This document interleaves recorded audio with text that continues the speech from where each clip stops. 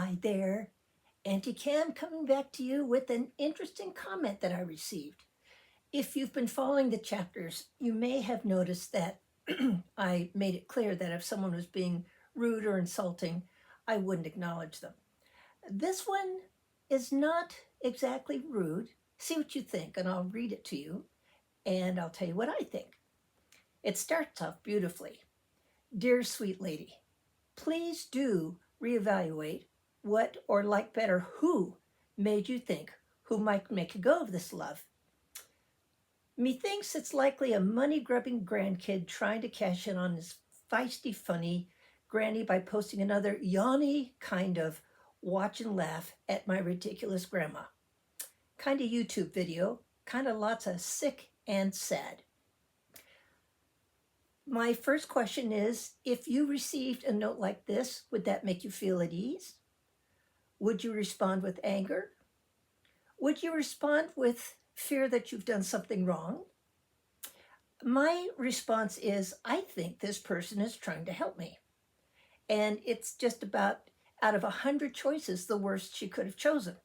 However, I respect your comment. You're incorrect in many ways. For reference, I am not a grandmother, never will be. I've never been a mother. I love to practice, however. I do have nieces and nephews and their offspring and their friends who really appreciate my videos. And if they're funny, all the better. So I thank you for your feedback. I think you could have been a little more gentle. Regardless, no one is money grubbing. And this leads me into my next subject, which is the seasons and being alone. And how do you handle that when you're feeling lonely, perhaps depressed, left out? As something like this might make you feel, in case you encountered this in the office, an offhand remark from somebody, what you do, and I'm speaking from my own experience, is figure out how to get your strength back. I have a propensity for depression. So for those of you who understand that, you know full well it's nothing you can help. It's like when you have the stomach flu. You can't just say to your stomach, snap out of it. Your brain is under some sort of wave, and there you have it. And I have found that I made a tape long ago that started off with a really sad song. And for me, it's B.B. King's The Thrill Is Gone. That one just, if I feel blue, I put that on so I can feel really blue. And then the next song is a little happier. The next one is just plain happy. And the next one is fun. And it's Pharrell's song, 'Cause I'm Happy. And I like to watch the video that I'm in a state of mind where I have my strength and wits back.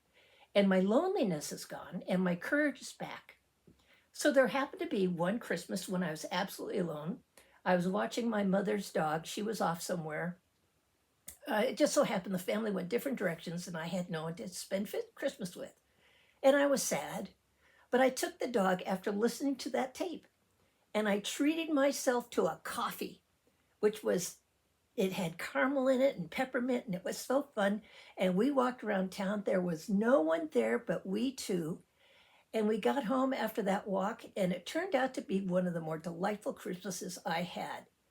So for those of you who are spending time alone and it hurts, it requires a lot of energy. I know that. But try to do something very special for yourself, tiny as it might be, certainly inexpensive. I was also between a couple of checks and jobs at the time, couldn't afford much at all. So the coffee was a big thrill for me. I could do it. So go to a store perhaps, for the few that are open, great big smile and say hi to the clerk and buy some bubble gum and off you go. Just some connection.